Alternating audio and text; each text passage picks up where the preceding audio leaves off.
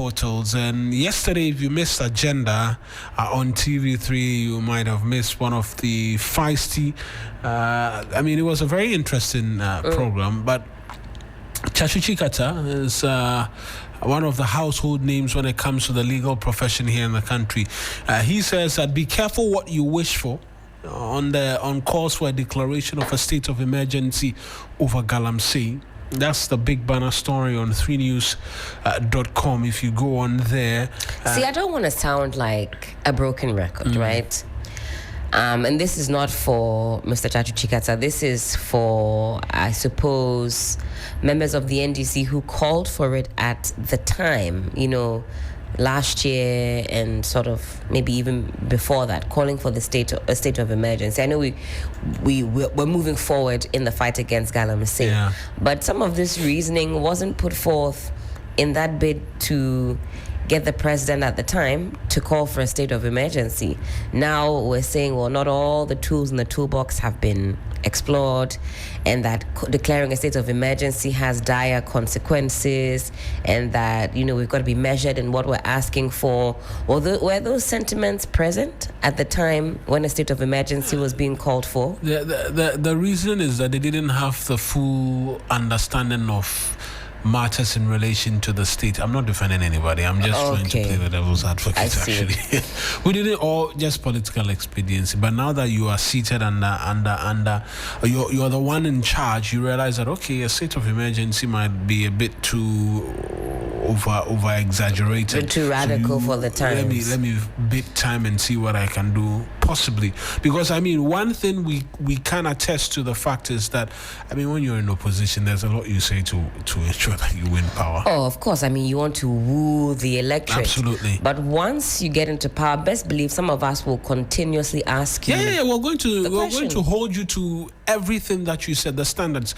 And best believe this is no excuse. I'm just trying to bring in a perspective as to what the reality is sometimes in terms of the political elite in their bid to win political power and some of the things they say. But it doesn't stop us from slamming that in your face and saying, look, this is what you said. Exactly. And so why are you not delivering? But now the explanation is that no way did President Mahama say he was going to declare a state of emergency. We should bring evidence of the fact that he said he was going to declare a state of emergency anyway. I suppose you can put one and one together. If at the time these were the turbidity levels, if at the time this was the state of affairs, which doesn't differ too much from what we have now, and those were the calls, well, you can only presume that if it's the same thing, what is the difference? Well. He says he didn't say he didn't demand for the declaration of a state of emergency. But I'm also finding it a bit interesting when some of the lawyers, and perhaps I'll get into the story as to what Mr. Chachu Chikata is saying in terms of being careful on demanding a declaration of a state of emergency. And he made a number of arguments as to the powers that, so it is a declaration that he can make according to the constitutional provisions. But even after you make that declaration, how are you going to implement your enforcement capabilities? What is the capacity that you have in terms of the state of the economy, the resources that are available to the government to be able to deploy in this manner? That was one of the many concerns he raised.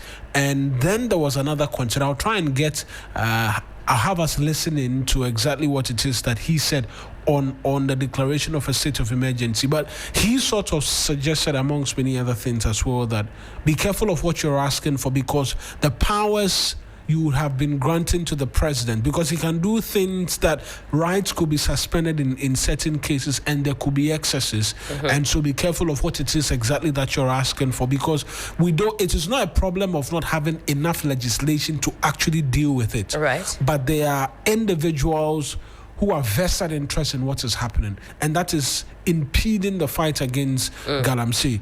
And so in wanting to have the menace dealt with, let's look at having the law work and work fully. That was the argument he was making, and I listened I watched the show, and so I'm able to speak to those, and that's the justification. But let me try and work out if we can hear bits and pieces of exactly what he had to say as well. But that's what he said. I don't know what you still make of it as to whether or not it's justifiable enough response or explanation based on all of the conversations we've been having. Now, I think we do see some ramped up efforts in terms of the fight against galamsey. We talk about what's going on with NIMOS, also the declaration of water bodies and forests as security zones. I definitely think it's a step in the right direction.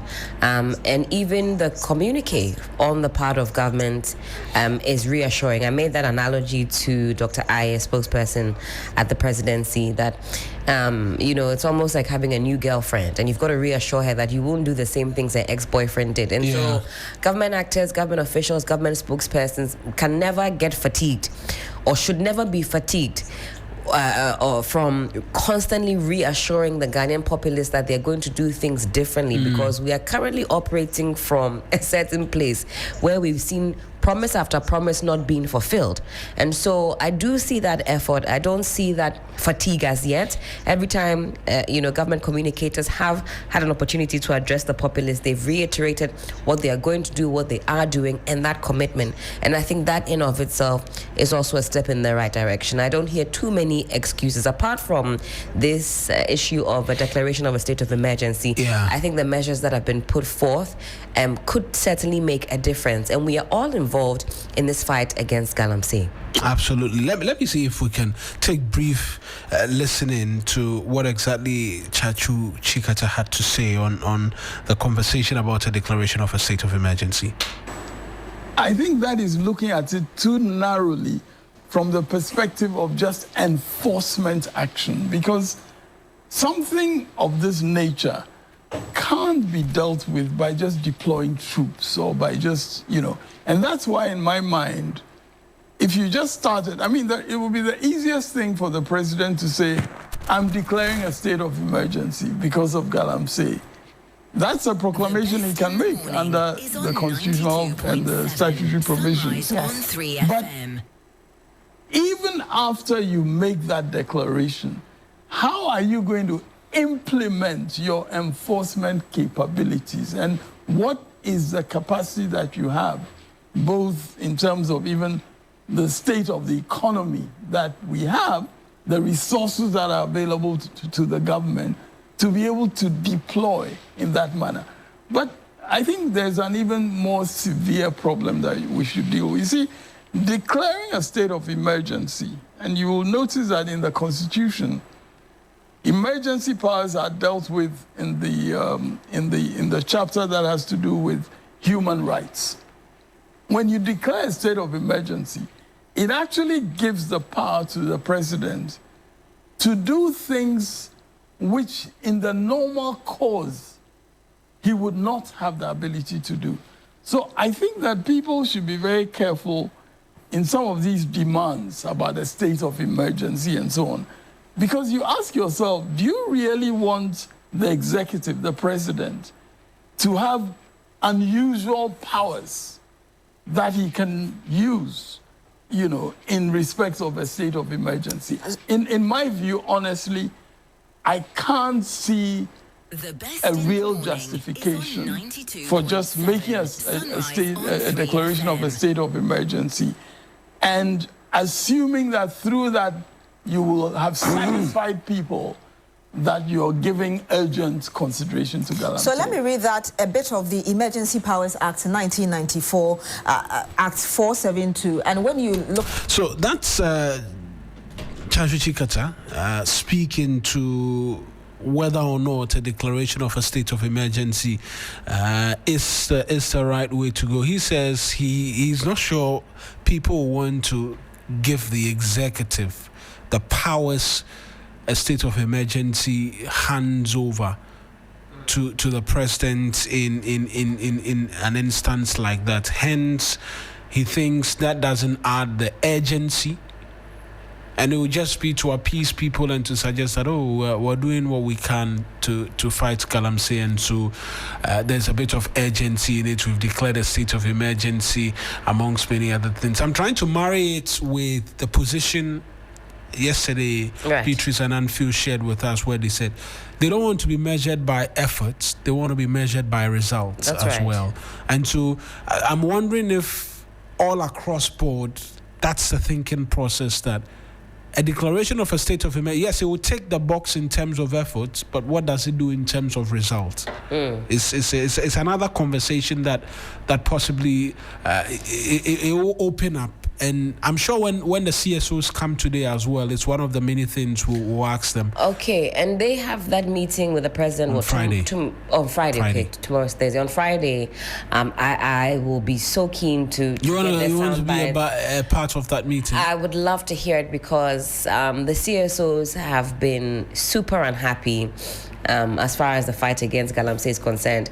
The likes of Aula Sewa, eco-conscious citizens, and I saw her at that Galamsey vigil, had a chance to speak with her a few weeks ago, and she wasn't impressed with the fight, or isn't impressed with the fight. Darrell Bosu Arocha, he scored the John Dramani Mahama government a 3 out of 10 in terms as of far as the fight against Galamsey is concerned, and I'm sure they'll be putting it to him on Friday. But I also expect that it will be a fruitful conversation. We've spoken about one that will be very frank as well. Most definitely. Very, very frank. Most definitely. In terms of where we are, what it is that can be done, absolutely. And all of that. Because the eco warriors, they're very passionate about the future of, the environment. You only get one chance. You don't get to, pollute your waters and then with a twinkle of an eye they go back to normal. And so they have been sounding the alarm consistently on how dire the situation is. They said we are already in the red zone. We're already at the point where we should be focused on recovery. And so I think we've got something to certainly look forward to on Friday, and maybe see if that score has gone up, maybe from a 3 to a 5, given some of the latest interventions as well. When does Parliament reconvene? We're expecting them to be back this month, either next week, or the week after. Very interesting times ahead. LI 2462. Yes. On your mind, right? Absolutely. I know. Absolutely. We look forward to that as well. I think that will also be very pivotal as far as this fight against Galamsey is concerned, if for anything at all, even just the optics of that promise being fulfilled, because it was a campaign promise. We will repeal this LI, and then we saw a bit of back and forth, a bit of push and pull as far as that is concerned. A lot to look forward to in the month of October. Most certainly. But there's another thing that perhaps will be of interest, and that's the prison feeding allowance, which has seen a boost from 1 cedi 80 pesos per inmate to 5 cedis per inmate. And that was announced by the Interior Minister yesterday when he appeared before the Public Accounts Committee and explained the reasoning and the rationale behind that amount in terms of increments. There are those who had suggested that, well, it could have been higher if we're being honest. Well, he sought to provide some explanations as to why it was not higher in terms of the amount expected yesterday, in terms of how much more these inmates are supposed to enjoy. We know that he was making the argument that 10 cedis was what they had proposed to the finance ministry, but they had to go back and forth, and then they settled on 5 because of the constraint of the budget. I don't know what you make of that as well. This is 15 years after the rates was last reviewed. I'm very curious, what do they eat in prison? I'm very curious to know what the diet is like, what the formation is like, and what that means for our prisoners. For those who have ever been to any of the prisons, they'll tell you how dire the conditions are, how seriously inadequate the funds are to feed those who have been locked up. And I suppose it's a step in the right direction. But has it really been 15 years since that last review was made? Okay, there's a story here on Ghana Web. Just read a little bit of that for you. Okay, so in actual fact, when it was 1 cedi 80 pesos, Ghanaian prisoners were being fed 60 pesos per meal. What can you buy these days for 60 pesos? Oh, Even both. How much is both fruit? I think that's either 5 cedis or Both fruit. Both fruit is no longer 2 cedis. No, which one? Is it the one in traffic or the one you slap onto your cocoa when you buy it? That's 2 cedis, I know. But the one in traffic, the hawk in traffic, I think is 5 cedis. Hey! I just think I may be wrong. I mean, I haven't purchased it in a long time. Please, if I'm wrong, let me know. Hey! I haven't as well purchased in a while, but I think, yeah, it's 5 cedis. I'm actually spot on. It's 5 cedis. Yeah, because my sis loves that one. Whenever we took a drive together, she would say she wants food, and then she would hit it with either a juice or something. Add yogurt to it to socket yourself. Exactly. So yeah, I was right. 5 cedis actually. It's 5 cedis. As when they were feeding, because this 5 cedis is coming into effect, but at the time it was 1 cedi 80 pesos. They would have been feeding on 60 pesos a meal. And I'm just thinking, in this day and age, of course, they'll batch cook it, so we don't look at it like that. But I'm even thinking, in this day and age, you can't buy any food. How much is pure water? 50 pesos. Hey! Pure water is 50 pesos. And let's listen to Muntaka Mubarak just on the explanation on the increment, and then we continue. We agreed to do the 5 cedis. And I even insisted that, yes, we need something now, even as we await the 5 cedis. And now we managed to separate it, because what used to happen, I'm sure Madam Chair is very, very familiar, it gets bogged in within the budget of the prisons. So we are not able to see it standing alone, to see how small it is. I've managed to convince my colleague, the finance minister, to let it stand alone. So now you see it when the budget can, it will be standing alone, and you see that prison feeding is standing at 40 million. That's 10 million per quarter. Meanwhile, Director General of the Prison Service, Patience Bafabo. So that's the Interior Minister Muntaka Mubarak explaining to us in some detail as well what it is that we're expecting for our prison inmates. So he says that he's been able to convince the finance minister to have it stand alone, and so that he can take care of feeding. That's positive, not enough, but at least positive to an extent, because at 1 cedi 80 pesos, that was abysmally 50, and it took us 15 years to review these reports again. 15 years, very long time. Well, there you have it. One of the many things that we're seeing in terms of a slight improvement, I'll be honest, but what happens to some of the farm produce as well that the government has been buying off farmers? Perhaps some of these should be headed towards our prisons and the like, so that it can improve feeding along those areas as well, in terms of so we saw, like, recently, what was it? Was it tomatoes? Yeah, tomatoes at Santiachim North. The tomatoes there, all of the boxes were purchased. That's right. By the government. I think that went to some secondary school. Yes, and a lot more have been. We've seen a lot more being purchased, but it's also raised very legitimate concerns about what happens to our farm produce if we should take it to the agric ministry, like we've seen in time past, and let people go and clamor and fight for the Armada ministry. No, I beg you. You don't want to go to ministry to go and buy yam, plantain, and no. The ministry should be responsible for taking care of policy and ensuring that we have food in abundance, and when we have a glut, we are able to save up for Friday the dry. markets, ministry markets every Friday. Any excesses, if it's you can go, and of the many things. I'm not sure it is cutting the food to the ministry that is the problem. Me, I'm advocating for Ramadan Fridays. Ramadan Fridays. And you go to ministry, then you buy.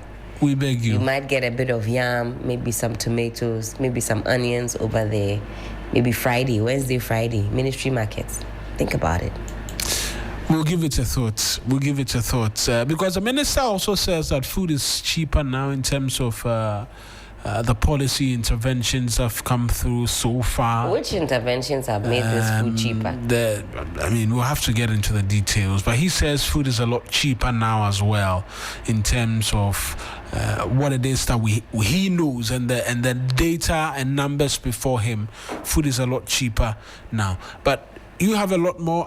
The Minister, Sam George, has been speaking in relation to the DSTV, but I just want you to bring us the details as you have it so that we get a bit more. All right, so of course, it's still a top story. It's one that we've been ruminating on over the last, 24, 48 hours. Yeah. And he's been speaking. He says DSTV pricing not about market size. And that, again, is coming from Communications Minister Sam George. Now, he's dismissed suggestions that Ghana pay TV provider DSTV's pricing challenges are tied to the country's market size. Now, he's argued that population has no direct link to subscription costs, contrary to popular claims. I'm quoting him here. He says it's not an issue of just market sizes, because if it was an issue of market sizes, the analysis you did, you should check how much Liberia is paying. Liberia has a population of 5 million people. That's the population of Accra. Before we got this intervention, Liberia was paying less than us. Angola has a similar population to Ghana, about 33 million people, and Angola was paying in the region of about $30.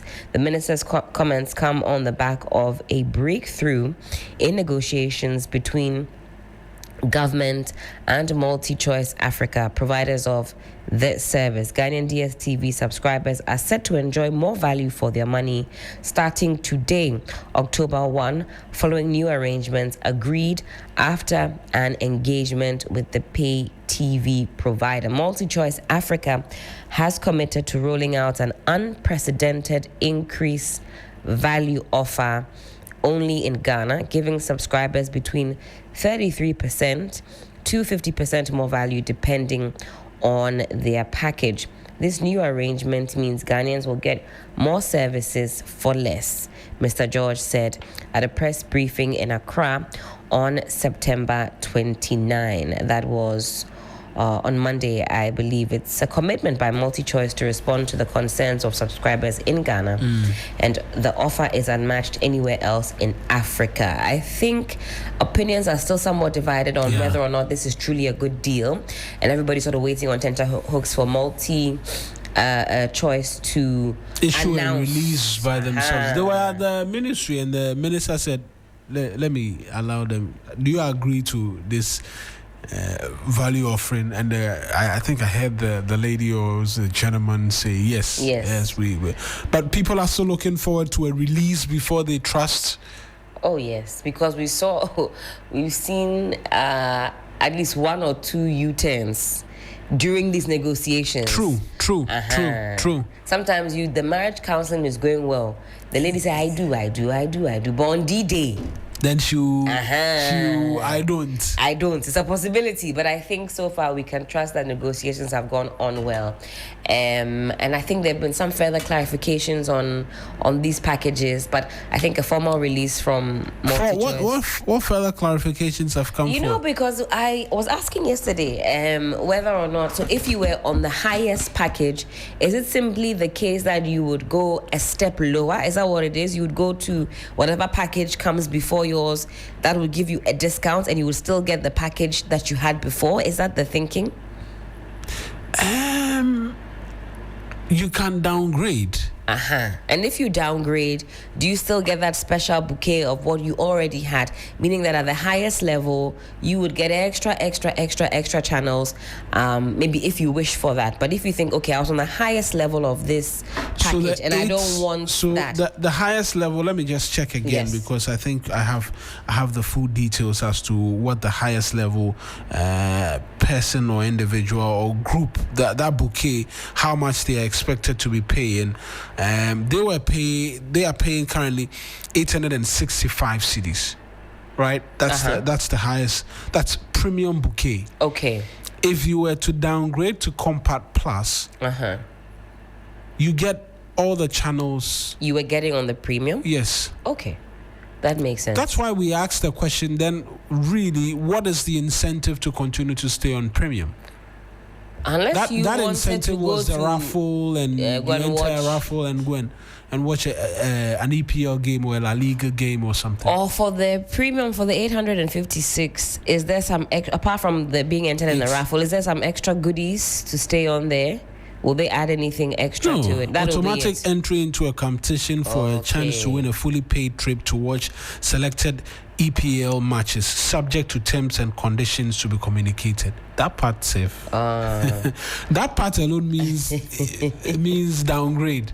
But of course, I mean that's subject to your pocket and whether or not you want to downgrade. So the consequence could be that those who would typically go for premium will now say, "Well, I don't really care about the EPL. Let me go a step lower and still get everything that I'm getting anyways." Okay. And I'm good to go. And so if you used to pay $570 for Compact Plus, you can say, you know what, I'm downgrading to $380 because on Compact I will get everything on that value offer, on that amount of Compact, which is $380. I'll get everything on a Compact Plus. It's D-Day. Today is October 1st, and so we will be looking out for that release. Share with us. I don't know if it's taking effect just as yet, but share with us if you're listening. If you're paying today, I'm sure we might create a special dispensation just before the show ends for persons to share with us whether or not this has already begun to take effect, and we'll see how that goes for the rest of the day as well. Certainly. Let me say good morning to everybody that's on the stream this morning. Thank you so much for joining us. Flexi James, you said good morning. You're listening to us live from Bolga. How's Bolga this morning? Fill us in. How's the weather? Let me know if I give you an accurate weather reading. I said there's not too much rain in Bolga this morning. To Joshua Esiedu, you're always on the stream. We appreciate you. Good morning to you as well. And Richardson Bronny, you said Helen with some 4 hearts. It's showing lots of love to you. Oh, wow. Happy new month. You have a lot of lovers. Hey, be calming down. Oh, I mean, be calming down. To say a lot of lovers doesn't connote any negativity. Be calming down. You just have a lot of people who are excited to hear you every morning and have you be a part of their morning. That's a blessing.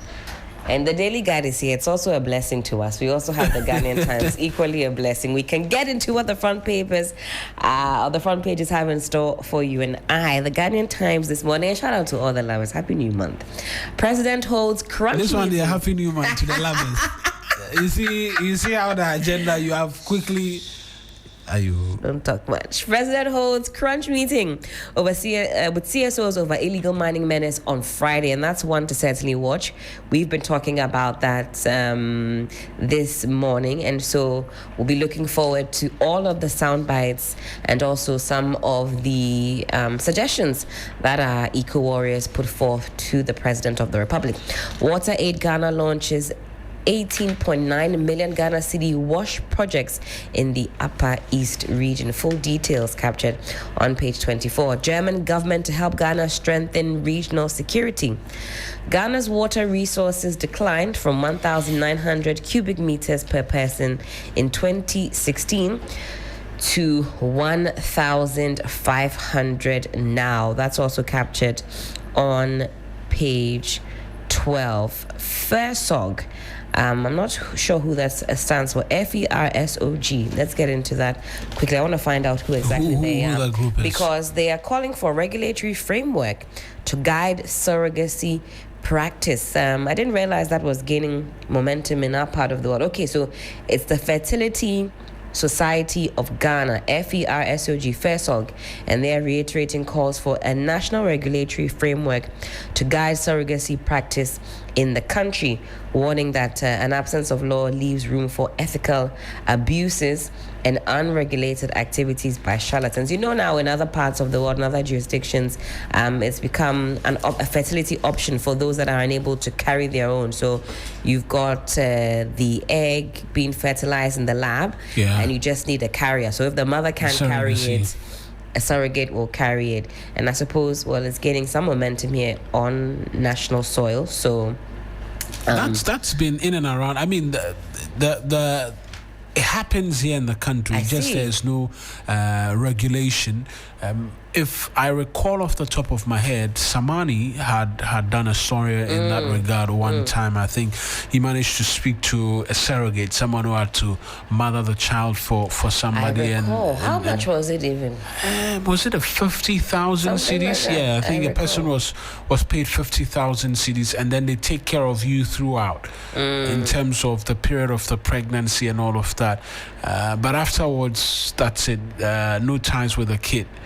In the States, surrogates are making up to, I've seen something at $250,000 US.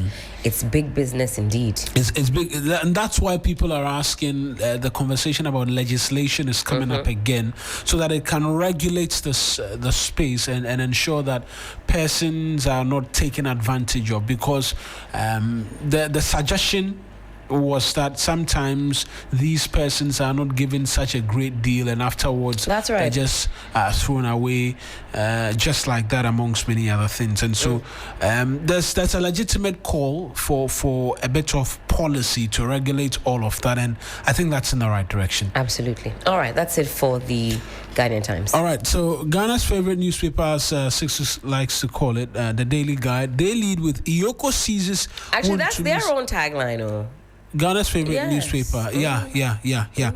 EOCO seizes Wontumi's 15 luxury cars. Up to 15. He has a Rolls Royce, actually. I see. Yeah.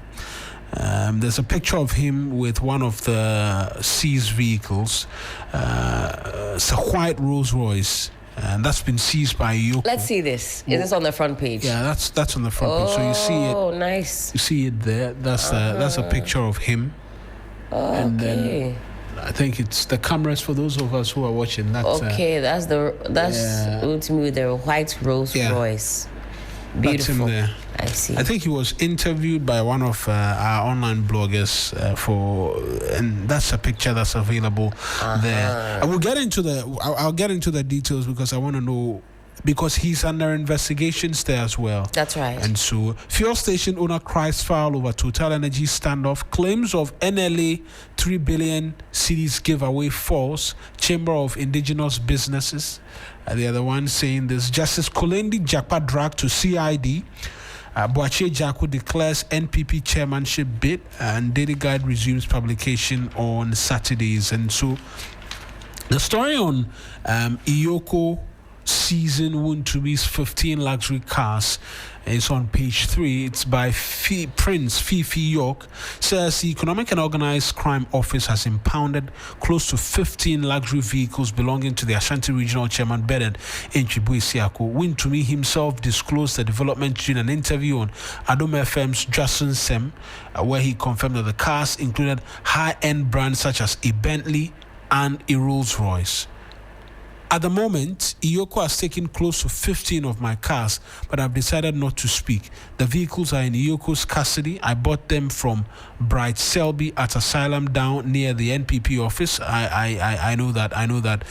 That guy's cars are exquisite, top of the range actually. So if you're looking for a luxury car, that's where you go. Yeah, you find him. He's close to the NPP office actually.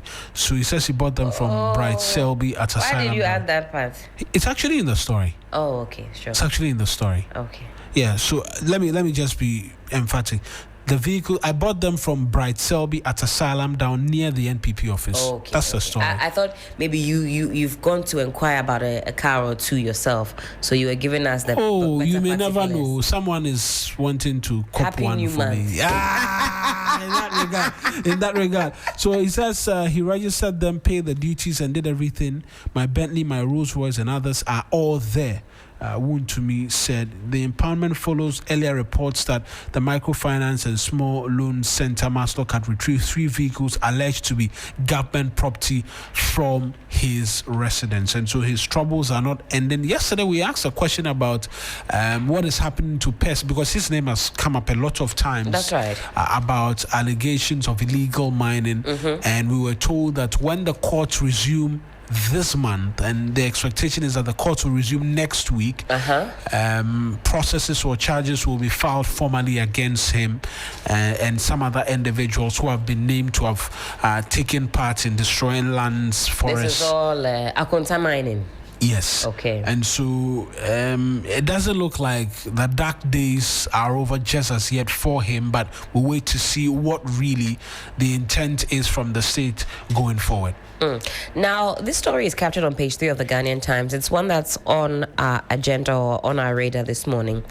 A petition filed against Supreme Court judge, security operative in botched ambulance trial. I think you read a little bit about that, or was it captured on the front page? It was captured on the front page of the Daily Guide newspaper. Let's just give you a little snippet of what to expect once we delve deeper into the matter. Now, Mr. Daniel Mafo Oforiata, a Ghanaian citizen, has petitioned the Director General of the Criminal Investigations Department, CID, of the Ghana Police Service to investigate and prosecute 2 persons, including Justice Yoni Kulendi of the Supreme Court, for alleged obstruction of justice. The other person cited in the petition is Mr. Richard Jakpa, Director of Operations at the National Security Council, who is alleged to be a cousin of Justice Kulendi. The petition relates to the trial of the Republic versus Dr. Kasiel Atuforsen and 2 others concerning the procurement of 200 ambulances between the government of Ghana and Holy See Limited. I think you all recall the saga of the ambulances, how it traveled, all the controversy that surrounded that case until it was, officially dropped. Now, according to Mr. Oforiata, from the first day the accused were arraigned before the High Court on January 18, 2023, Mr. Jakpa deployed the highly influential Justice of the Supreme Court, Yoni Kulendi, to obstruct the course of justice, with the ultimate aim of either securing the discontinuance of his prosecution by the then Attorney General, Mr. Godfred Yeboah-Dame, or obtaining an acquittal. Now, the petitioner contends that the alleged conduct of Justice Kulendi and Mr. Jakpa amounts to interference with legal proceedings. He has therefore urged the CID to investigate the matter and initiate prosecutions if necessary.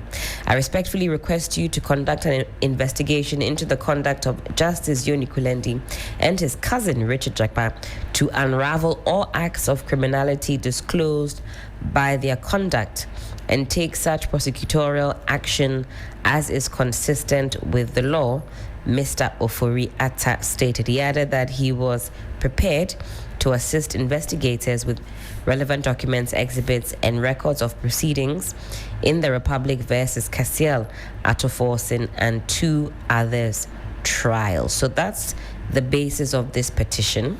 And this private citizen, Mr. Daniel Oforiata, says he will be assisting with any investigations thereafter, providing any evidence, and I'm sure we'll all be privy to what exactly the basis of this petition is.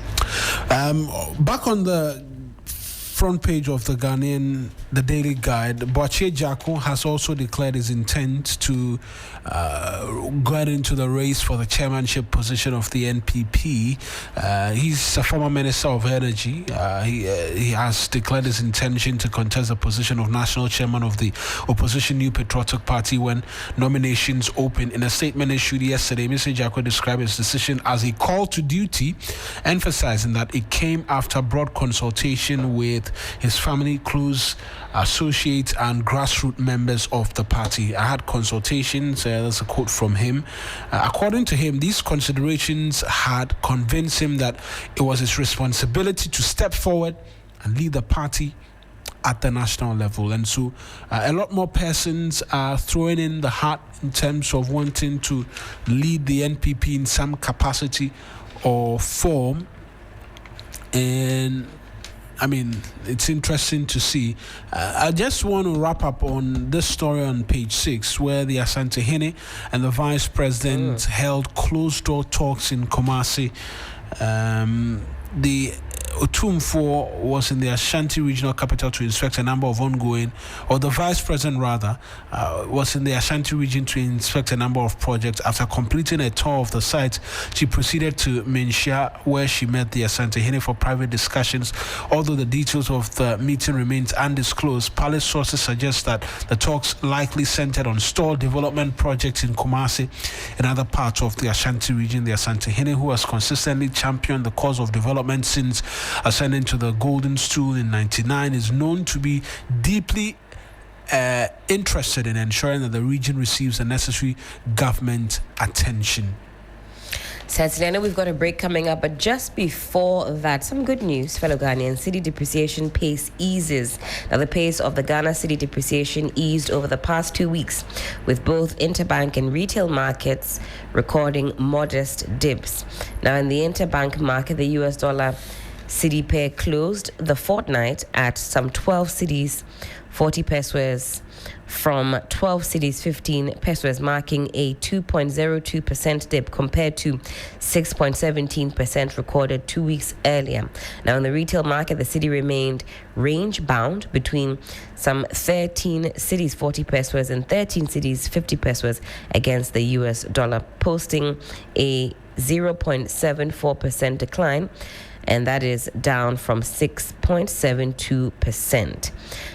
So some little flexing of the muscle there from the cedi, some ease in that depreciation, and maybe that will even turn around to some appreciation. Hopefully it does, because we know that the intervention by the Bank of Ghana, was it the World Bank or the IMF? They had either one of them. Just finding it surprising that I can't recall exactly which one. They were raising concerns about the intervention, but we also know that gold prices on the world market have also slowed in terms of the rally, which helped us to bring down in terms of the depreciation and turn it into significant appreciation.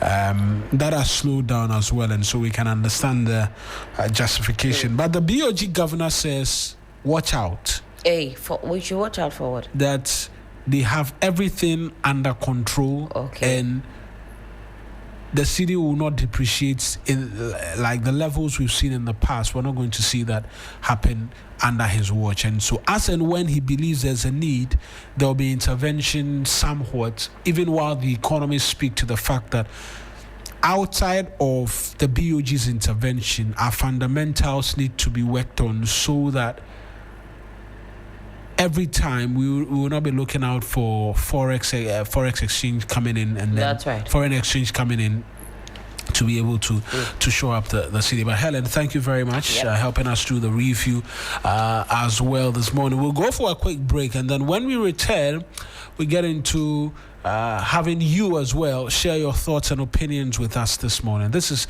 Sunrise here on 3FM 92.7.